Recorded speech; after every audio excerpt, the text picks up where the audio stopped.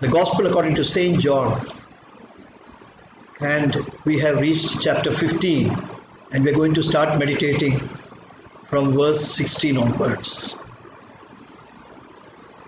Remember that we are focusing only on two areas in which the Lord wants to address us.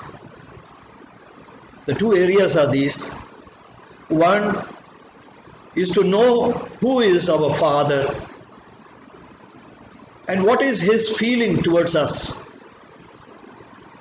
And in the same way to know who is Jesus, the Son of God, and how much He loves us,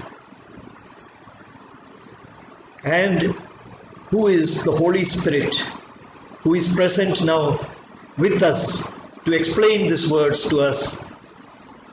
The Holy Spirit, who is our helper, who is our counselor, who has been sent by God the Father through Jesus Christ's prayer after He ascended to the right hand of the Father.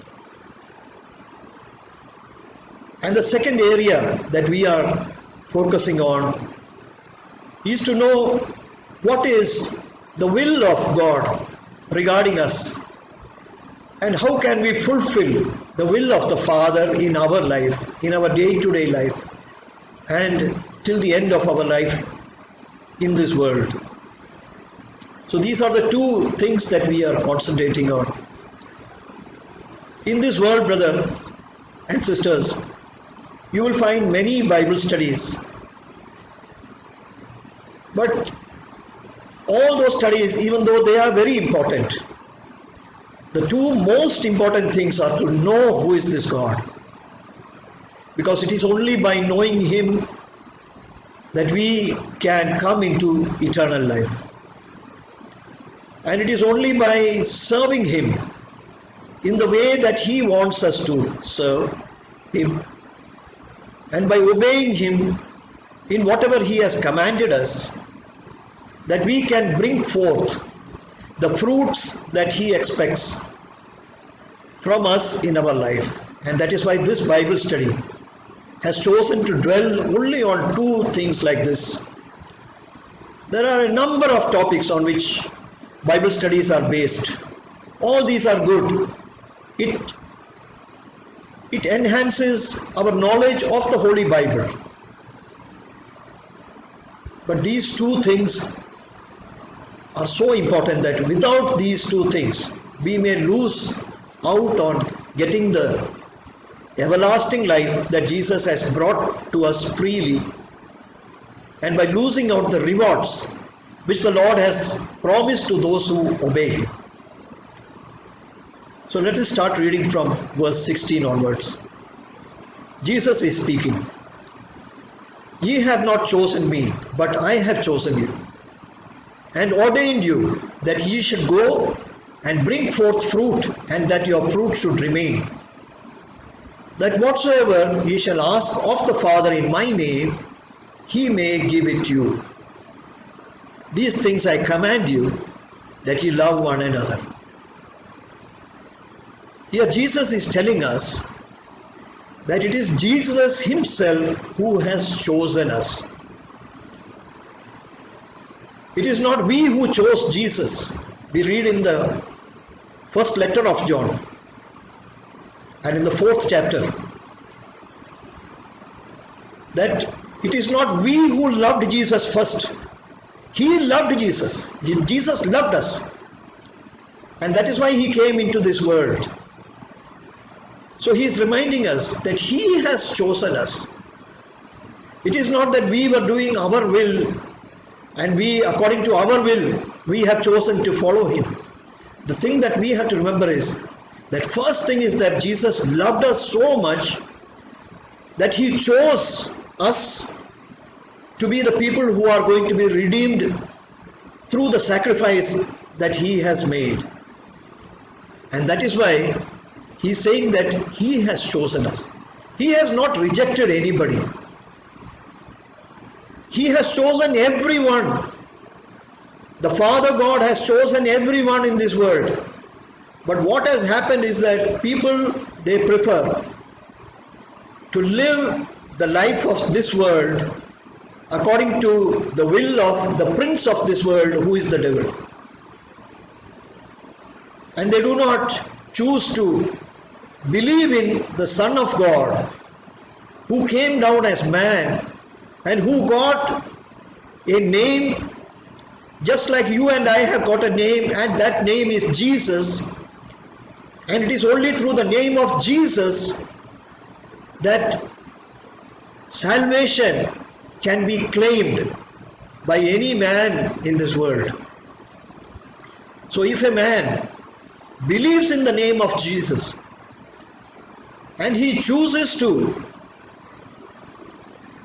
call upon that name of Jesus, then he shall be saved. But again, here Jesus is telling that his love for us is so great that he chose us first. And not only did he choose us, he ordained us. We hear about ordinations, ordinations of priests, ordinations of ministers. We hear about ordination of people who are going to offer sacrifices. Jesus is telling in the same way that you don't have to wait for an ordination by some other man as my messenger. I have ordained you. It is I who have called you. I have chosen you and I have ordained you. And you are following me. So I am with you. And because I am with you, it means that you are in the vine. You are in me, I am the vine, and you are the branch. And as long as you are in me, you will bring forth the fruit which I have brought in my life. That is what Jesus is telling. The vine, the main vine, Jesus Christ, brought forth rich fruits in obedience to the Father. And he wants that we should also bring forth the same fruits that he showed in his life. Remember that there are many branches in a grapevine. You won't find one branch bearing a different type of fruit than what the main branch is bearing. Jesus bore fruits and showed us that this is the fruit that you are also capable of bringing forth in your life. And that is what he is expecting. That we should bring forth the same type of fruits, the same rich fruits which he brought forth in abundance to the glory of the Father.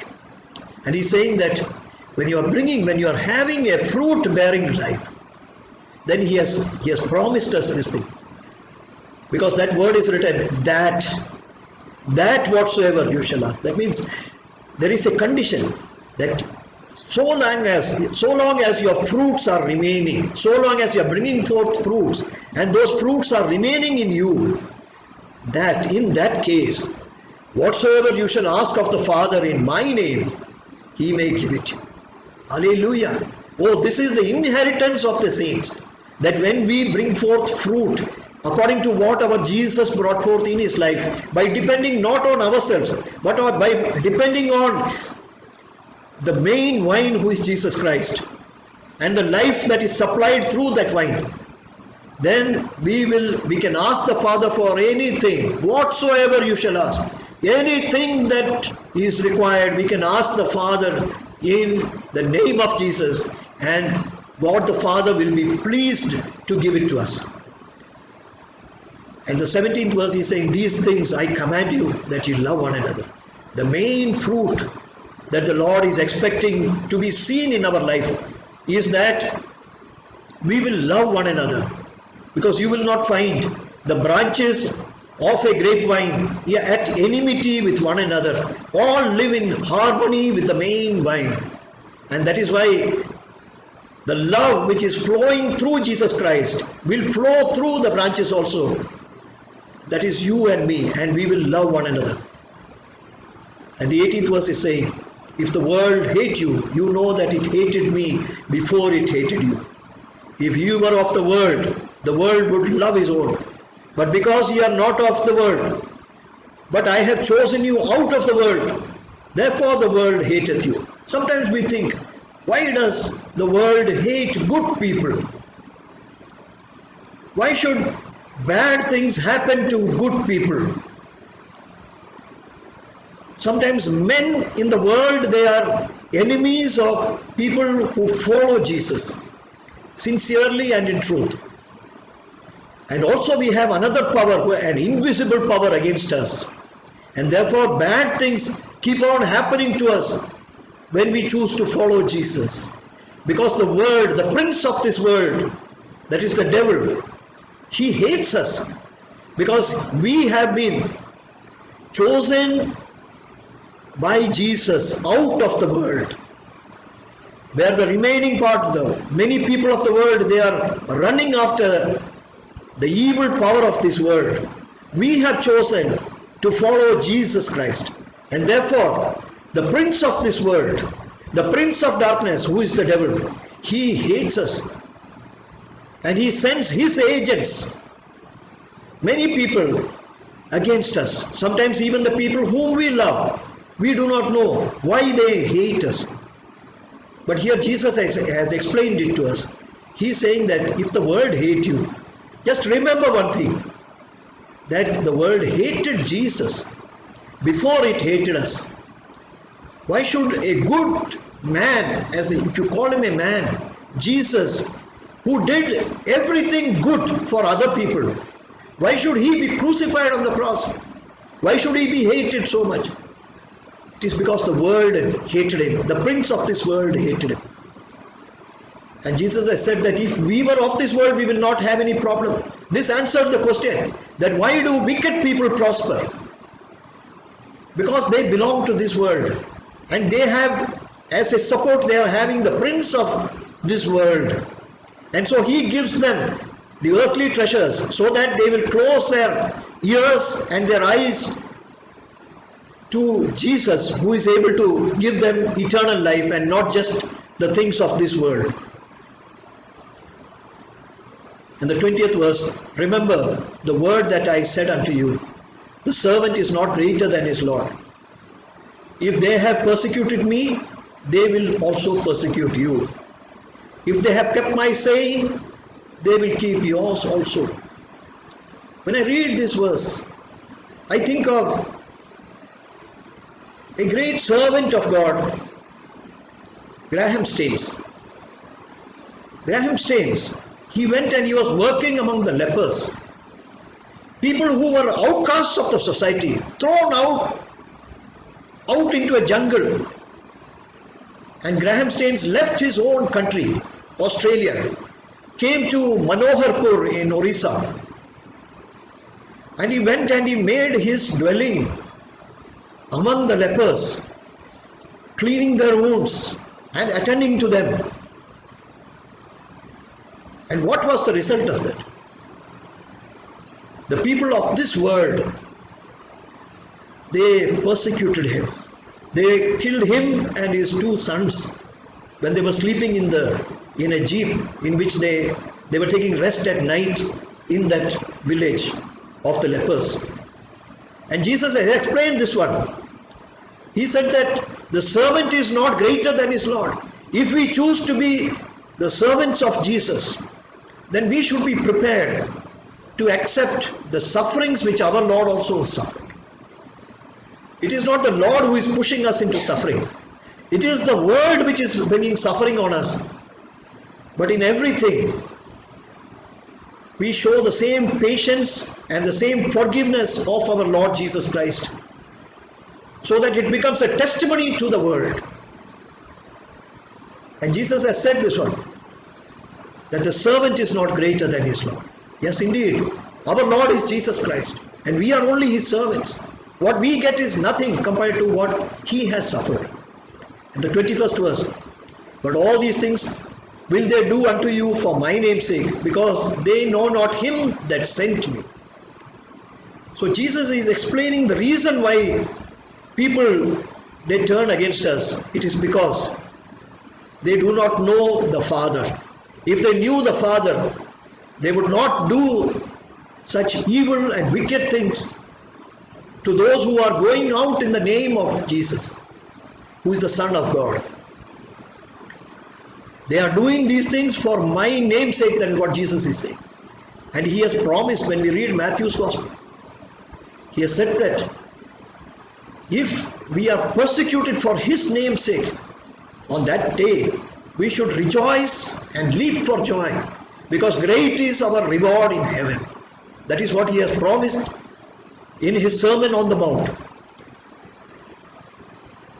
All these things they will do to you for my name's sake. It is not for any evil that we do, but for the sake of our going out in the name of Jesus.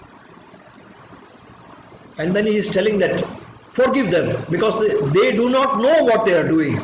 They do not know the Father, and that is why they are doing it. And so he is telling us to forgive them.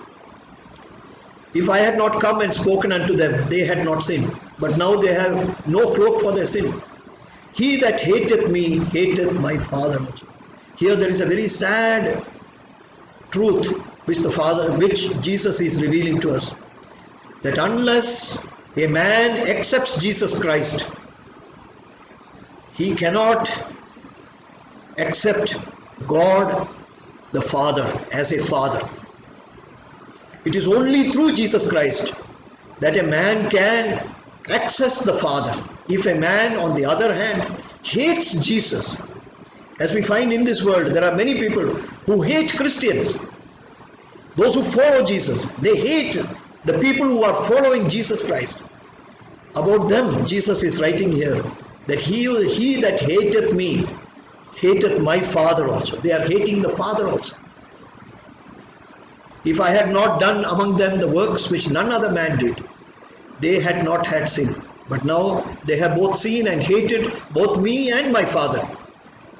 But this cometh to pass, that the word might be fulfilled that is written in their law, they hated me without a cause. So even when people hated Jesus, they were not doing something about which God had not already prophesied through his prophets. When they hated Jesus, it was already a fulfillment of what was written in the prophecy, that they hated Jesus without any cause. And this becomes another reason by which we can believe that Jesus is the Messiah, because the Messiah will not be accepted with open arms by people, but he will be hated. That is what the law has written. So this is another sign of the Messiah. It is another sign that Jesus is the true Messiah. Jesus is the Son of God, because he was hated as it was prophesied about him. And verse 26 is written, but when the Comforter is come, whom I will send you from the Father, even the Spirit of truth which proceedeth from the Father, he shall testify of me. So here Jesus is speaking about the Holy Spirit, who is our Comforter and who is present here now with us. Why do we need a Comforter? Because we have persecution in this world. People will hate us without any cause. If they have hated the Lord, they will hate the servant also. It is not only men who will hate us, our own relatives will hate us. It is written, and it is also written that many evil things will happen to us, because the powers of darkness shall come against us, but they have got nothing in us, because he who is within us is greater than he who is in the world. And the Comforter, the Holy Spirit, who will be sent to us from the Father, he will tell the truth to us. He will testify about Jesus, because Jesus is the truth. He will show us the image of Jesus, the suffering Jesus, who forgave everyone, who knew everything about the Father, but was willing to suffer so that the people of this world could be redeemed through that sacrifice. And the 27th verse is written, what you and I should do, ye also shall bear witness, because ye have been with me from the beginning. What the Lord is requiring from us is that we should be witnesses. A witness cannot remain silent. In a court also, a witness is called to speak the truth, and he cannot remain silent. You and I, if we have experienced deliverance from evil spirits, if we have experienced deliverance from sickness, healing, and comfort in our heart through the name of Jesus Christ, then we should bear witness to those who are living in sadness and in trouble. That is what the Lord is desiring from us. Hallelujah. Let us pray. Heavenly Father, we thank you, Lord, for speaking to us till this moment. We thank you, Comforter, that you have come here, Lord, to comfort us. In this world, O Lord, we will have many tribulations, Lord. But, O Lord, we will cheerfully bear everything, because the Comforter is with us and you are there, O Lord. You are the author and finisher of our faith, O Lord. O Lord, we lean on you, O Lord, because you are our champion, O God. You will lead us on to victory, O God. Help us, O Lord, so that we do not get discouraged, O Father. Help us, O Lord, to continue powerfully, O Father, to be your witnesses, O God, in the places where we go, and not be afraid of persecution, and not have any fear in our heart when we speak boldly about you, Jesus. Make each and every one of us to bear the fruits which Jesus himself showed in his life. Thank you, Father, for hearing our prayer. In Jesus' name we pray. Amen.